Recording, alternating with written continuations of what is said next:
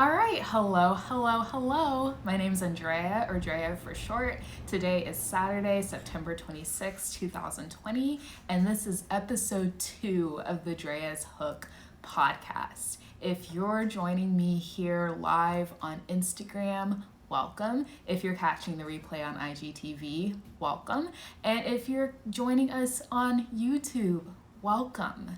So, yeah, I have a lot of exciting stuff to talk about. So, we're just going to, wait a couple seconds for people to hop onto the live here, catch up with people, see how they're doing, and then we'll just go ahead and get right into it. So, if you are joining us live or if you see this later, go ahead and comment and let me know what you're currently working on, crochet or Tunisian crochet or knitwise, or if it's a different craft. I would love to hear about that as well. Alrighty. Hello, and I'm gonna try my best to make sure that I'm waving at everybody as y'all come in. It's so funny, the light is reflecting off of my t-shirt. It's like really bright and glowing, but that's fun. So, hello. Like I said, if you're coming in, welcome. And what are you working on this afternoon?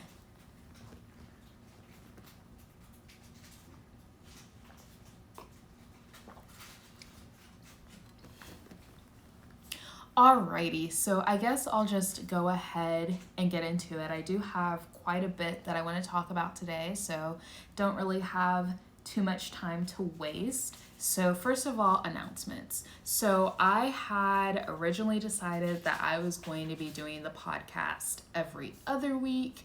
And the whole point of that was to kind of give me time to actually be able to work on my projects and actually have stuff to talk about. But now I have decided to switch to a weekly schedule for a couple of reasons. One, I don't necessarily want every episode of the podcast to be an hour long.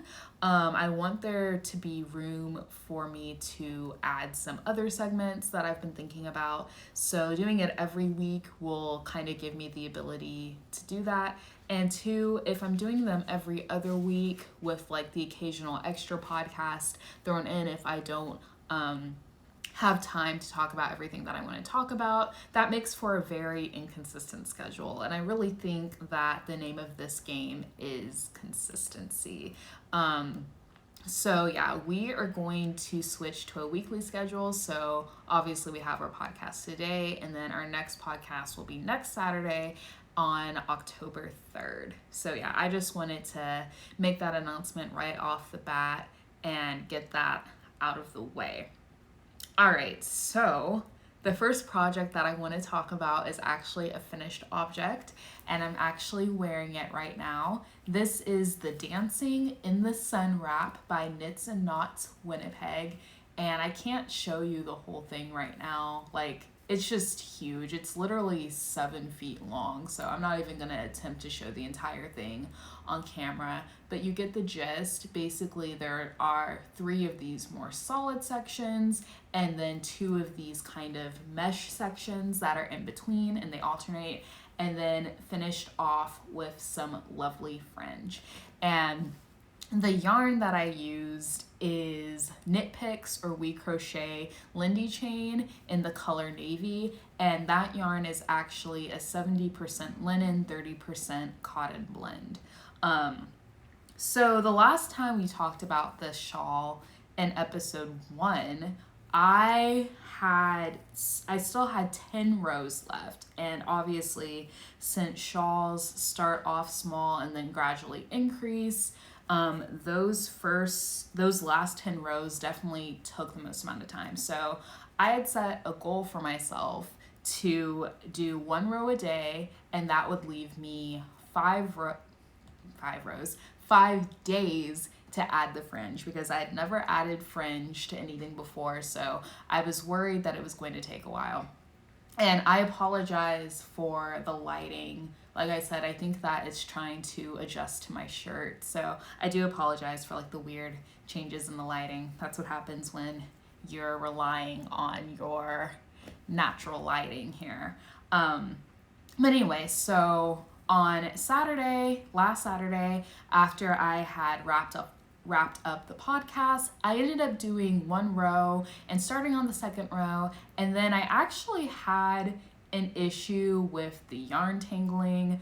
If you follow along on my Instagram stories, you know that I've been very vocal about not really liking to use the center pole on yarn as opposed to the outside pole. I really do prefer the outside pole, but I was advised that, center pole works better with some skeins of yarn than it does with others, and it works really well with cakes especially. And so I was like, you know what, I'm going to try to give the center pole another try. And so on all of my projects that I've started in the past few weeks, I've been using the center pole, and that includes this project. And I hadn't been having any issues, but for some reason Saturday night I ran into this huge tangle and it was a mess, and I just didn't feel like dealing with it. So I cut the yarn and attached another skein and kept it moving, because I was like, I want to keep making progress. I don't feel like stopping and trying to untangle this. We're just going to keep it moving. So that's what I ended up doing. Sunday, I had this big burst of I guess motivation, because I ended up doing the other 9 rows all in one day, and that is not what I was expecting to do. So that was really exciting to actually be able to finish the main part of the shawl over the weekend. Definitely way ahead of schedule. I wasn't expecting for that to happen at all. And so the thing is, since this shawl is so huge, I actually had to order some more blocking mats, because I only had 9 blocking mats and they were 1 foot by 1 foot, and that just wasn't going to cut it for the shawl. So I ordered some extra blocking mats, and they didn't get here until Wednesday. So Sunday night through Wednesday, I wasn't really able to continue making progress on the shawl, which is fine because I have plenty of other projects to work on. But I did go ahead and start cutting the fringe. And the first time that I tried to cut the fringe, I was a little overzealous, and so I cut the fringe too short, and so I wasn't able to use that. But I eventually kind of got the hang of it, and was able to cut the fringe to the appropriate length. So I cut all the fringe, so it was all ready for me to add it once I was done blocking it. So fast forward to Wednesday, blocking mats are here. I'm able to wet block it, and I did notice that the yarn bled a little bit. So when I took the shawl out of its bath, the water was a blue or a purple, which was interesting. I don't really have an issue with the yarn bleeding. I don't really care that it was bleeding. This is all one color. I was washing it by itself. The fact that it was bleeding didn't really cause any issues. But I just wasn't expecting it to bleed, because Lindy Shane isn't, it's mass produced. It's not a hand-dyed yarn. I know that hand-dyed yarns can bleed sometimes the first time that you're washing it or blocking it. So I was surprised that Lindy Shane bled, but like I said, it didn't cause any issues. So it wasn't a problem at all. So I went ahead and blocked it. And what was interesting is, when I was initially laying this flat, and you can kind of tell even now, the way that you increase on the shawl kind of was causing the corners to curl a little bit, and so it wasn't as long as it was supposed to be. So my main objective when I was blocking it was to really stretch it out and make sure that I was able to get a flatter edge, and so that's what I was able to do. I did measure the shawl before blocking it and after blocking it. So before blocking it, the wingspan was 70 inches, the depth was 33 inches, and then the length along the diagonal was 55.5 inches.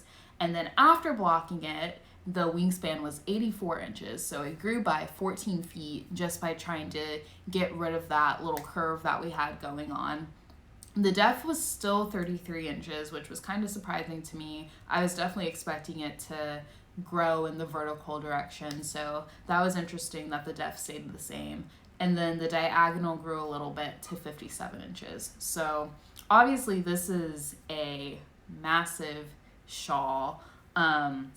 So on Thursday, I was able to add the fringe, and I once again surprised myself by being able to add all the fringe in one day. So yeah, I wasn't expecting to be able to talk about this shawl as a finished object today. So I'm very pleasantly surprised. And I absolutely love this shawl. So this is actually going to be a Christmas gift for my mother. She picked the color, and I knew that she would really like the design. So this is, I'm not gonna keep this shawl, obviously, it's going to her. But I'm thinking that I really need to make another one for myself. Like, I absolutely love it. It's massive. I love the way that it like drapes over the shoulders, and it actually covers your arm, because some triangle shawls just aren't large enough to do that. And when I'm wearing it like this and I stand up, it like hangs down past my knees. And it's not like I'm super tall or anything. I'm only about 5'4", so like that's not really saying much, but it's just massive and I love it so much. And it's so lightweight. And it's interesting because I think I was saying last week that fringe wasn't really my style, but I'm thinking for the one that I make for myself, I really, really need to add fringe to it. And I really want to use Lindy chain again, because even though this wasn't the yarn that that the pattern originally called for, it worked out so beautifully. Like, it's so light and airy, and after blocking, it's a little bit softer than it was when it was working up, so that's very interesting as well. And I'm just totally in love. So I'm going to have to figure out what color that I make my next shawl in, but I'm making one of these for myself. Like, it is on the list for me to make another one of these shawls for myself. So yeah, that is the Dancing in the Sun Wrap by Knits and Knots Winnipeg. So yeah, I see we've got a couple of people who've joined. Hello, hello, hello. Let's see, got some comments here. Somebody said it was gorgeous. Thank you so much. This turned out so cute and airy. Yeah, like it is so lightweight. Like, it weighs nothing, and it's just, it feels really good like on the skin too. Like, I just love it so much. I'm so glad I didn't miss. I was waiting for you to feel after the block. Yeah, like blocking definitely made a difference for this yarn. Like, it probably would have been fine without blocking, but it just goes to show like taking that time to block really makes a difference. So, and I think I read like on the yarn listing that the yarn Lindy chain gets softer every time you wash it. So that's interesting. I'd be curious to see what happens if it's blocked again. But yeah, I'm just really in love with the shawl, and I'm gonna make one for myself. And I could like sing its praises all day, but probably time to move on to a different project, since there are some things that I didn't get a chance to talk about last week.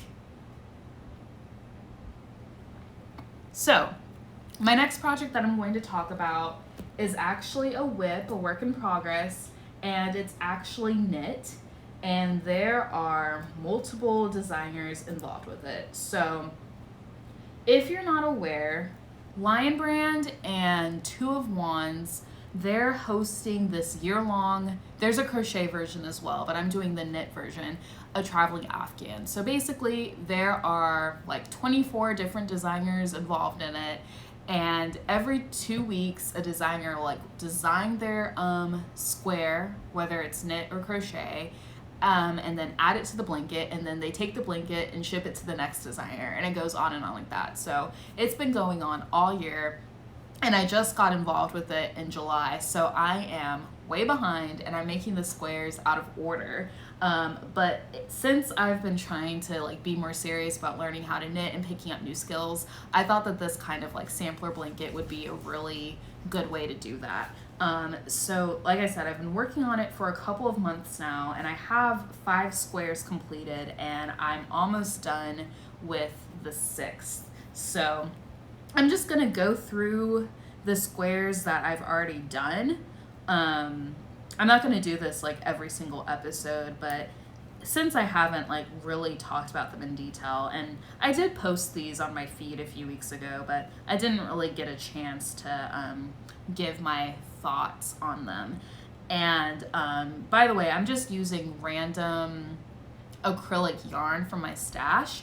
I have a lot of blue acrylic yarn for some reason. I'm not sure why, and I'm not sure what else I would use it for. So it's going for this blanket. So we're going to have like this lovely blue toned blanket. Alrighty. So our first square is square number 1. Wait, let me make sure. Yes, this is the right side. I have a tendency to show the wrong side for this one for some reason. So this is square number 1, designed by 2 of Wands. And yeah, so this is the first one that I did. It's kind of got like this basket weave vibe going on. So it was very simple, very intuitive, and definitely a good square for somebody who's really new to knitting the way that I am. The second square that I did, I actually ended up jumping to square number 7, and this is by Christy Bodden Designs. So another thing with the squares, you can see that these are very different sizes. I have not been checking my gauge. Like, look at this difference, y'all. I'm screaming. Like, I've not been checking my gauge. So seaming these together is going to be interesting. It's going to be an experience. I hope that blocking helps, but blocking can only do so much. So we might just end up with a really janky blanket, and that's okay because I will have learned a lot from this project, including the fact that I need to gauge. Like, you would think, like, I sing crochet gauges praises all the time, and yet I did not block for the knitting. So it's fine. I didn't gauge for the knitting. So that's just a random aside. These squares are all different sizes. Anyway, this is square number 7 by Christy Bodden Designs. I don't know how well this is showing up on camera. If you came in late, the lighting is really struggling with all of these blues, and then like my bright white shirt. It's just having a hard time. So I hope that this is showing up, but it's like this really cool zigzag pattern. So I really had to pay attention on when I was supposed to knit and when I was supposed to purl. So that one's really fun. And part of the reason why I'm kind of skipping around on the order that I do the squares in is that I'm just, like I said, since I'm a really beginner knitter, some of the skills that were being used in some of these squares, I was kind of intimidated by them. I wasn't really comfortable trying to learn them. So I just skipped them. So I actually have a note on my phone saying what order I'm gonna do the squares in. But yeah, that's kind of why we've been jumping around. Okay, let me catch up on the comments here because I've just been rambling. Let's see. Oh yes, I haven't started, but I still plan on doing the knit version. Do it. Like, it's so much fun. You learn so much. And you know, there's like no timeline on this. Like, even though it's just running through 2020, like these patterns are going to be on the designers blogs forever. So you're gonna be able to start whenever you want. But yes, you should totally do it. We could be blanket twins. Let's see. There's a lesson in everything, and I love that. So true. Like, every project that I do, I learn something different that I can apply to different projects. And now that I'm picking up different crafts, like, I can apply those lessons to different crafts as well. So that's probably one of my favorite things about the fiber arts, is that you're always learning and always growing. And every project teaches you something different. Let the blanket tell the story. Yeah, it's gonna tell a story. It's gonna tell the story that I was too lazy to gauge, to gauge swatch. Pretty well, a lot of texture. Okay, good. I'm glad that these squares are showing up well on camera. So, all right. Next square is square number 8 by Hanks and Needles. So this is probably one of my favorites. And I think it's interesting because it's pretty similar to square number 7, except the kind of zigzags or chevrons, whatever you want to call them, are going in different directions. But yeah, this one was also a lot of fun to make. And this square is where I really kind of started to get better at like reading my stitches. So I was actually starting to be able to like predict what stitch I was going to do next based on the pattern. So that was pretty cool. I was like, okay, I'm kind of starting to get the hang of this knitting thing a little bit. So that was very exciting. And then the next square, which definitely needs to be blocked because we've got some stockinette going on the edges, is by Evelyn and Peter, and it is square number 13. This one was also, okay, I think in the blanket it's vertical like this, but you worked it up horizontal. Anyway, so yeah, this was another favorite of mine, just because it worked up so quickly. So you can see it's like kind of alternating panels between stockinette and garter stitch. And so I was able to like fly through this one like so quickly. So it was definitely another one of my favorites. But yeah, it's rolling up on the edges because it desperately needs to be blocked. I'm waiting until I have all 24 squares done before I block, so that way it can be kind of a block party. I really enjoy blocking, so that is why. And then I have like these really long tails on them to hopefully help with seaming them together. So things are a little messy over here. And then the last square that I have complete is square number 14 by Mama in a Stitch. And this was the first time that I did any type of like yarn overs in knitting, so a new skill that I actually felt comfortable learning. I did mess up somewhere. I'm not entirely sure what happened, and now I can't even find it. Oh yeah, I'm pretty sure I either like skipped a row or added an extra row, but the trained eye might be able to pick up on what happened. But I think that in the context of the rest of the blanket, it'll be fine. So I just decided to keep trudging ahead on it, even though I knew that it was wrong. So that one was a lot of fun as well, and it worked up pretty quickly just because it is like so airy. See, you did not just say block party. I did. Yes, I did, Luke. And you're just gonna have to deal with it. You're fine. Everything's fine.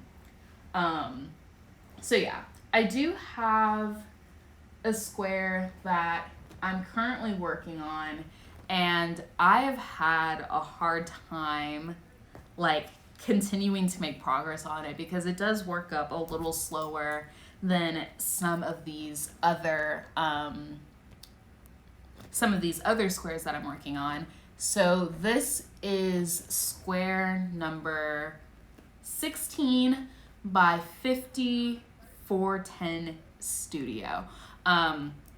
So these patterns are free, so I feel like I can tell you this, but essentially it's a 4-row repeat, and you're alternating between like, and it's like 2 rows of seed stitch, not seed stitch, like knit 1, purl 1 ribbing, and then 2 rows of garter stitch. So those ribbing rows are really slow because I knit English right now, and so switching between knitting and purling is kind of a lot, and I don't really like it that much. And so it's been really hard to like find the motivation to actually finish the square, but I really want to finish it so that I can actually like move on with my life. And as you can see, I have like a ton of lifelines in here because I'm always like part of the reason why I'm like just now learning how to knit, like I've been wanting to learn how to knit for a while, but part of the reason why I'm like just now getting into it is because in knitting, it's not as easy to fix your mistakes as it is in crochet, and I make a lot of mistakes, so I didn't really like that. But having these lifelines here kind of gives me like a sense of security, like, you know, if I do mess up, it's okay, I just have to go back a few rows instead of completely starting over. And then another reason why having all these lifelines here is helpful is so that I can actually count the repeats, because there are some stitches that I'm still not good at reading. Like I can count stockinette rows, I can count garter rows, but anything beyond that I still kind of struggle with. And so having these lifelines here, I'm like, okay, I know how many repeats I have. So that's that. So you can see that I'm almost done with it. I just need to like push through. Let's see.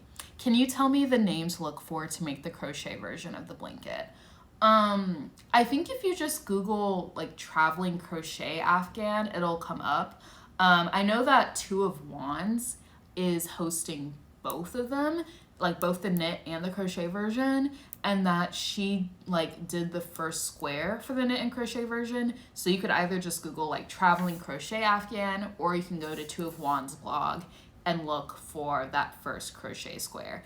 And she has like all of the other squares linked on her blog as well. So yeah, that was square number 16. And so as far as the next square I'm gonna do, according to the list on my phone, I'm supposed to be doing square number 2 by Nomad Stitches, but that one looks pretty challenging. So I'll give it a shot, but I might end up skipping it again and moving on. So stay tuned. We will see how that goes. So yeah, that is all that I had to say about the traveling knit Afghan. Let me see. Let me take a sip of water. And I watched like last week's podcast back, so I know that y'all can hear me swallowing the water, but sorry about it. When you're talking for an hour straight, you gotta stay hydrated. It is what it is.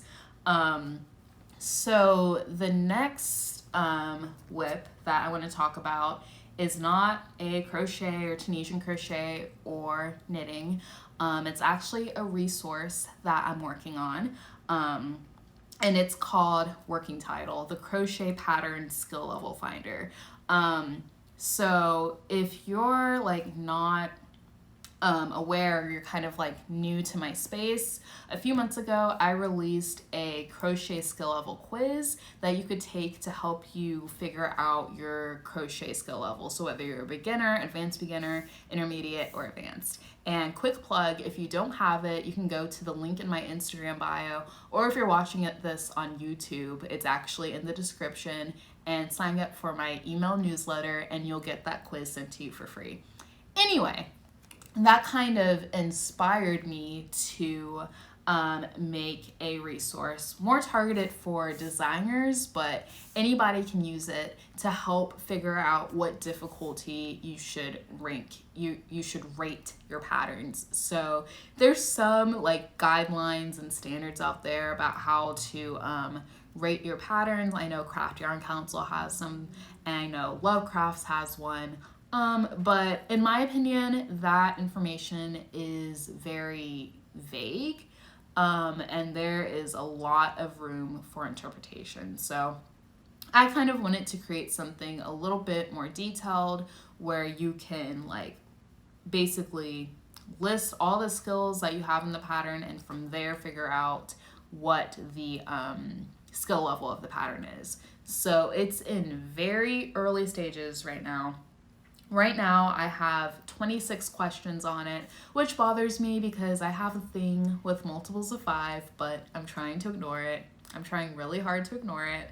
And then I also have 2 kind of like bonus questions, but they're kind of credits, because a lot of feedback that I got from talking to people is that even if a pattern is technically more difficult, if there's like some additional pattern support, whether it's like a photo tutorial or a video tutorial or just like a really detailed description, those things kind of bring down like the perceived difficulty of the pattern. Because I'm kind of the same way. Like if I feel like I can do most things as long as somebody explains it to me. And you know, we all learn differently. Some of us are more visual learners, some of us are more auditory learners, or like a combination. And so having that like additional pattern support is very helpful and kind of makes things seem more achievable. So I have some questions on the quiz to where if you have like a photo tutorial or a video tutorial, you actually get points subtracted from your total, so that like the perceived difficult, like so that that's reflected in like the difficulty of the pattern. So this resource is still like in its very early stages. I'm trying to go through some of the patterns that I own so that I can figure out kind of the point ranges for like a beginner pattern or like an intermediate pattern. So that's going to take a little bit of time. And I'm also using patterns that I've designed, but I've only designed 3 patterns and they're all around the same difficulty. And so that's why I am kind of needing to look at other designers' patterns. And if you design patterns as well, I am going to want this to be tested by other people. Like I said, we're still pretty far out from that happening, but just kind of keep that in mind that this is something that's coming up. And another thing is just the format. If you've taken the crochet skill level quiz, it's going to be very similar to that. And so it's very simple, but I've been kind of thinking about, you know, what are some additional things that I could add to this resource to really kind of like make it more valuable to designers. Because I do want this to be a little bit more in depth than the crochet skill level quiz, because the crochet skill level quiz is intentionally simple because it's free. Whereas this is something that I am, that I'm not going to be able to offer for free. And so, but I still want it to be like a good value and a good resource. I'm not trying to like rip anybody off or anything. So those are things that are just kind of going in my mind. And I consider it to be a work in progress, even though it's not like a knit or a crochet project. So yeah, more to come on that for sure. It's a ever evolving situation. It might ultimately end up with like a different number of questions and things like that. All right. You can't avoid the hydration sounds, rather you be healthy. Yes, very much so. And like I actually like started like taking some new medication a few weeks ago, and it makes my mouth really dry. So I'm really having to keep up with the hydration a little bit more than usual. Very hyped for this. Yay. I'm so happy. Like I've had like several people tell me they're excited for this, and I'm happy that it's something that can be useful to people. You should definitely be paid for the labor that goes into it. Thank you. Like I know there's like all sorts of conversations going on in our community right now about you know, being paid for our labor and like what's fair and what's not. So it's very validating to hear people say that I deserve to be paid for the labor. So that's awesome. Thank you, Christina. I know I'll be using the crap out of it. Yay. I can never keep up with the hydration. Honestly, same. I feel like I'm always just like at varying degrees of dehydration. Like I'm pretty sure that dehydration is my constant state of being, which really isn't great. So there's that. Health moments with Andrea. Alrighty.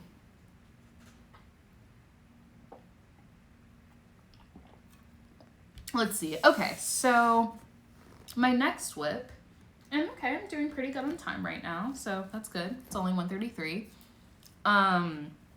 So my next whip is the Lattice Lace Dress by Stephanie Aaron, and I am using the Lion Brand Kobu yarn in the colorway Silver. So a couple of things about this one. I talked about last week, to make a very long story short, and if you want to hear the story, go check out episode 1. But long story short, these are very obviously 2 different dye lots. And now that I have done some more work with the new dye lot, you can definitely tell the difference. So I have been trying to ignore it. I'm like, this is fine. It'll be cute. It'll be a little color block situation. It'll look intentional. It's fine. Everything's fine. But I'm not gonna lie, it still bothers me a little bit. But I just feel like I'm too far into this to start over. And I feel like I like it. I like it. It's gonna be great. I'm trying to convince myself that I like it. I do like it. It's cute. It's cute. It's a statement, you know? I can wear what I want. It's fine. It's fine. Like, I made it myself. It's fine. Anyway, so as far as how much I've done since last week, so this, oh my gosh, my yarn, hold on. Yarn is not wanting to cooperate today. So this little stitch marker progress keeper is where I was last week. And so I have done all of this since last week. So quite a bit of progress. It's funny because I think last week I was like, oh yeah, I only have like 6 rounds left before I'm done with the yoke. But it was actually more like 12 rounds because I didn't read the pattern correctly. So I'm just now getting to split the yoke. I did that last night. And I will say, since I tend to be in between sizes, and so in this case I picked the size up because this dress is supposed to have -1 to +1 inches of ease. So it's pretty tight fitted, but since I'm on the lower end of this size range, it looks like it's a little looser than +1 inches of ease. And I did double check my gauge and everything, like the measurements check out, the gauge checks out. So I'm not sure what's going on with that, but I think it will be beautiful no matter what. And by the way, this is a dress pattern, but right now the plan is to modify it, to stop it early and just have it be a cute peplum. So I think this will be cute. And despite the little dye lot situation we have going on here, I like it. It'll be fine. Everything's fine. So yeah, that's basically all there is about this project. It's pretty straightforward, and now that I'm finally on the body, it'll go a little quick because Yoke Island is definitely a thing. This yoke took a while. It took a while. So I am so glad to be done with the yoke. All right, let's catch up on the comments. Let's see.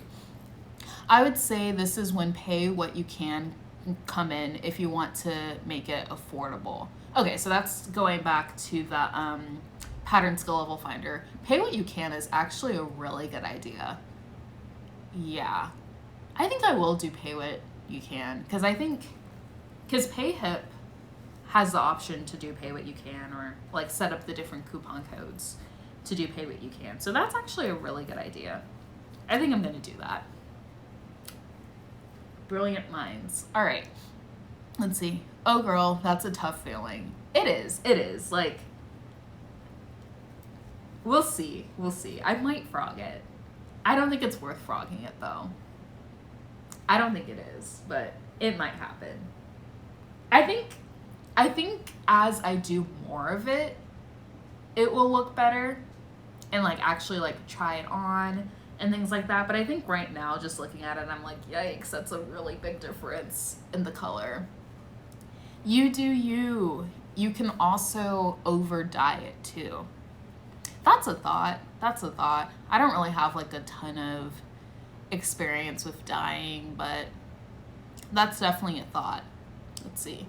I love pay what you can. It allows to charge what it's actually worth while still making something affordable. Yes, yeah. I think the pay what you can model is really good. Really helps with the like financial accessibility of the craft. Because everybody deserves to like be able to buy patterns and make beautiful things. So pay what you can is amazing. Let's see, as long as you love it, keep going. Yes, I think I will keep going. Like, I think that the finished product will look really good. So I'm just gonna keep going. I actually think it's beautiful. Okay, thank you. I think I needed to hear that. I think I needed to hear that. Like, I think it's just in like a weird in-between stage right now. So I think as I complete more, it'll look good. So we're gonna keep trucking. We're just gonna keep going and it'll be fine. Alrighty, so my next WIP that I was able to get some stitches in on last night it's a Tunisian crochet project, and it's the Party Punch Shawl by TL Yarn Crafts. So this is a fingering weight shawl, one skein project. You basically just crochet until you are, I have all these projects over here, and so now all the yarn is getting tangled. So I need to have better yarn management. One sec. Alrighty. So yeah, it's a one skein project. So you basically just work, like repeat the same 2 rows until you have about 10 grams of yarn left. And then you do like a couple rows to finish it up. So this stitch marker is where I was the last time we talked about it. So I did all of this last night. And then in terms of like how much I've done in grams, so last week I had 84 grams left of this skein. So I had crocheted with 16 grams and I had 84 left. And now I have 69 grams remaining. So I did 15 grams worth of work last night, which was a little bit more than I thought. It didn't really seem like it was that much until I weighed the skein. And by the way, I don't think I said what yarn this is. This is Sorella Yarn Sock Yarn in the colorway Maui from their Moana collection back in August, I think it was. So yeah, I don't really have too much to say about this. I really like the way that it's working up. It's a very straightforward project. I think it's a pretty good intro to Tunisian crochet if you've been wanting to learn. And since it's only like one skein of yarn, it kind of gives you room to, like, if you want to use something a little like nicer, it's not gonna completely break your bank, hopefully. So yeah, I'm really liking this project. It's a really good palette cleanser in between everything else that I have going on. Okay, so yeah, those are all of the WIPs that I've worked on since last week. So I actually wanted to, I had some new yarn come in yesterday, and so I actually wanted to talk about my plans for that yarn. So the reason why I kind of like rushed to finish the Dancing in the Sun wrap is because I had promised myself that I wasn't going to start any new projects until I finished one of my WIPs. And so TL Yarn Crafts announced a couple weeks ago that she is having a holiday Tunisian crochet along, and it's this gorgeous stitch sampler blanket. Like, I saw it and I was like, I need to make that. I've actually never like participated in a like crochet along or make along in real time, so I really wanted to like work at the same pace as everybody else and participate. So I knew I needed to finish this by October 5th because that's when it starts, and so I'm glad that I did so that I can start on time. So like I said, it's a Tunisian crochet stitch sampler. I think it's 20 different squares, because yeah, I think it runs for 6 weeks, and so for the first 5 weeks you do 4 squares per week, and then the 6th week is like blocking and the border and things like that. And so Tony did have like some color palette suggestions since it's a holiday Tunisian crochet along. Most of the color palettes were kind of more winter or holiday inspired. So the one that she did was kind of supposed to be like a winter wonderland frosty kind of thing. So lots of like grays and blues and things like that. And then some of the color palettes that she suggested were like the kind of typical Christmas red and green situation, or kind of like a like pumpkin fall kind of color. But my thing was, since this is going to be a lot of work and I'm going to be proud of it because I'm going to learn like so many new things, I wanted to choose colors that I could have on display year round, because I do really love blankets. I love making blankets. I love using blankets. Like, blankets are kind of my thing. So yeah, I wanted to make sure that it wasn't like too seasonal or too holiday, so that I could have it on display any time of year. So I picked out my 4 colors, and it's a little unconventional, but like I said last week, I do kind of try to stick to like a specific color palette when I'm buying yarn, just to kind of keep things simple. So I really kind of tried to stick with this. It's a little off from what I usually do, but it's close enough. It's fine. These are guidelines, not hardcore rules. And yeah, it's 4 different colors. I think Tony's blanket used Pound of Love, but you know, with COVID and everything, it tends to be sold out. The colors that I wanted were sold out, so I'm going to be using Knit Picks / We Crochet Brava worsted, 100% acrylic. It's so soft. I've been wanting to try this yarn for a while because I heard that it's a pretty good dupe for another yarn at a major craft store that I no longer shop at. So from what I can tell, it does seem pretty close, but obviously I'm not going to know for sure until I like actually get into working with it. Anyway, so the colors. So I'm going to hold up all 4 at first so you can see the full palette, and then we'll talk about them individually. So those are the 4 colors I'm going to be using. Like, what do you think? Like, it's definitely not conventional, I think. Definitely took some liberties, but overall I'm like really happy with it.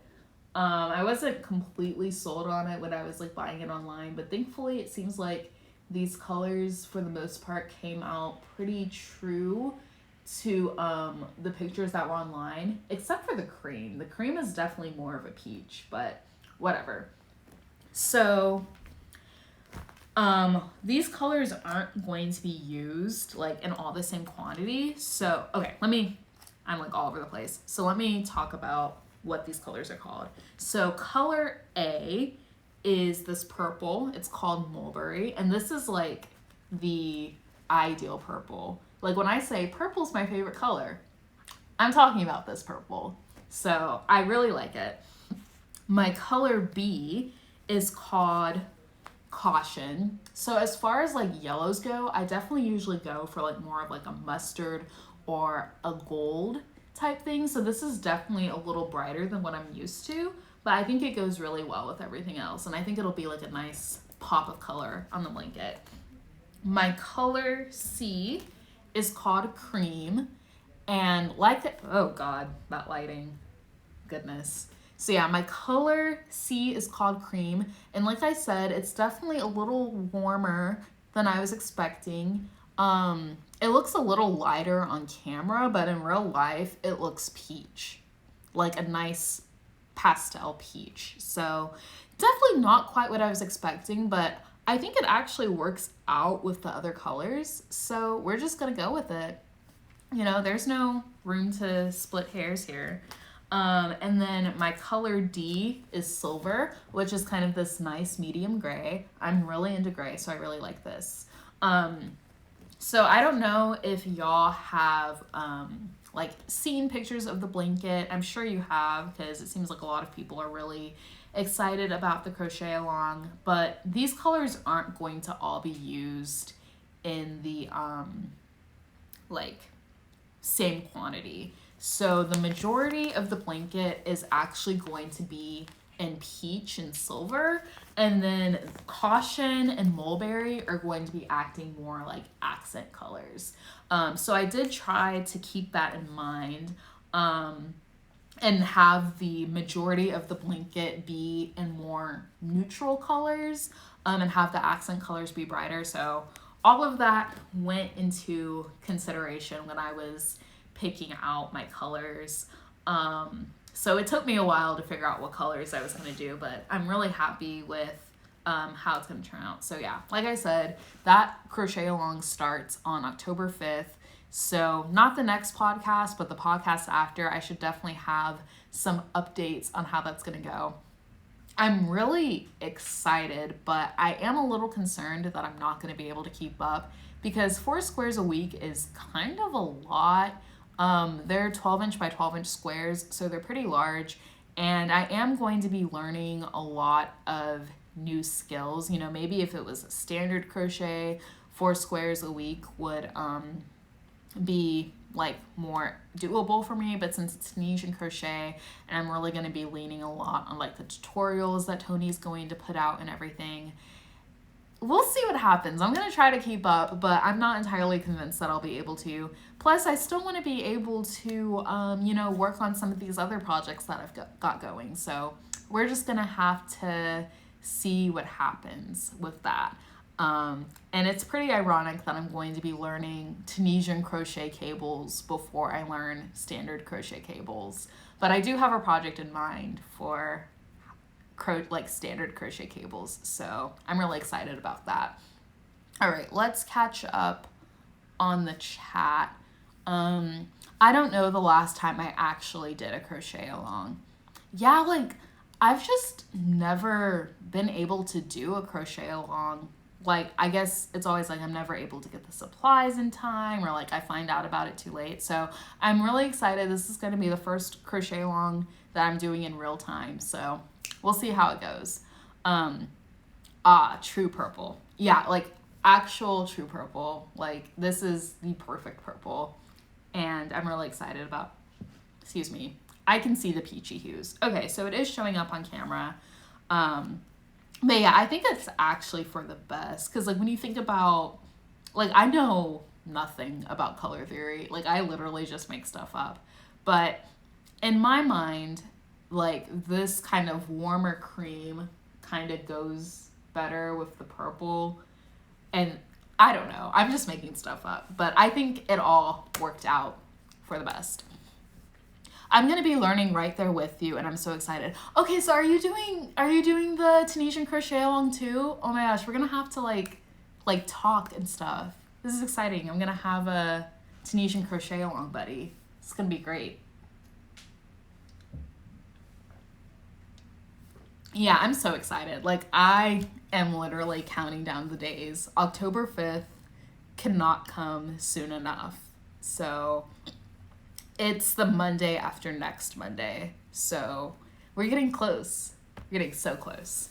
All right. So it is 1:52. And once again, I have set myself up to not talk about everything that I was intending to talk about. But it's okay because I like prioritize what I want to talk about. So I talked about all the stuff that I really, really wanted to talk about. So it's okay. Basically the other projects that I was going to talk about are designs that I was working on at some point. I'm calling them, God, this lighting is driving me crazy. Designs that I was working on at, some point, but I've kind of abandoned.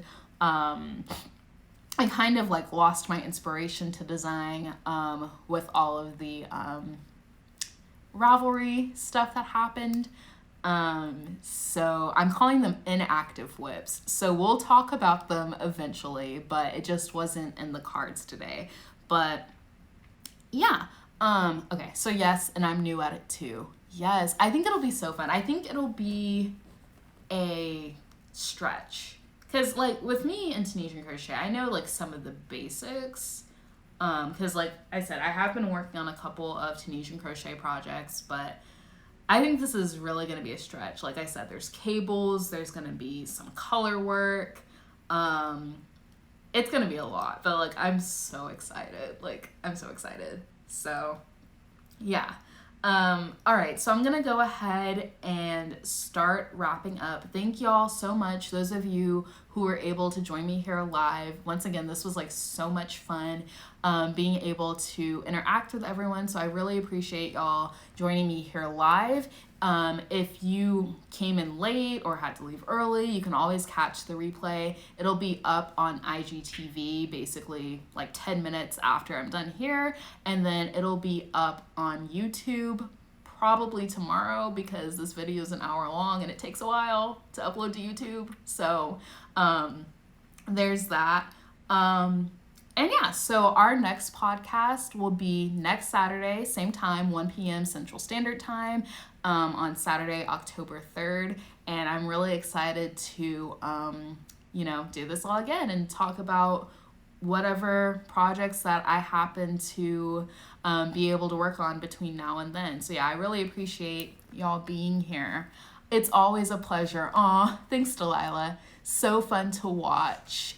Thanks, Shanice. Wait, what? I missed a YouTube announcement.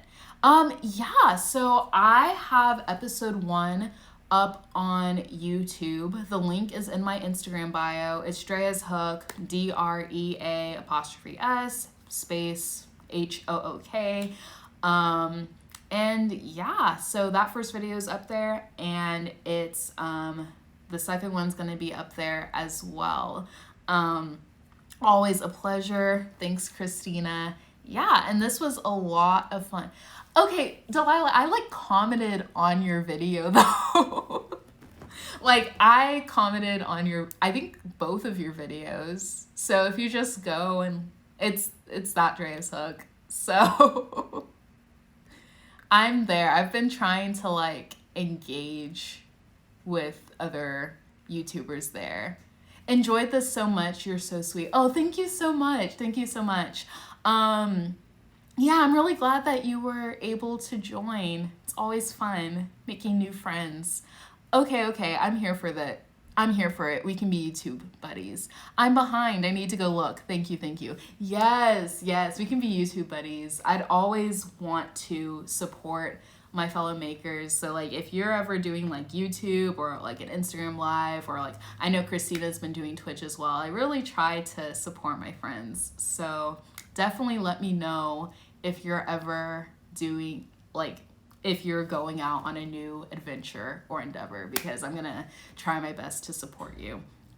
Alrighty, so yeah, I should probably be heading out now, rambling a little bit. So yeah, next Saturday, same time, I'll see y'all there. Happy making. Bye.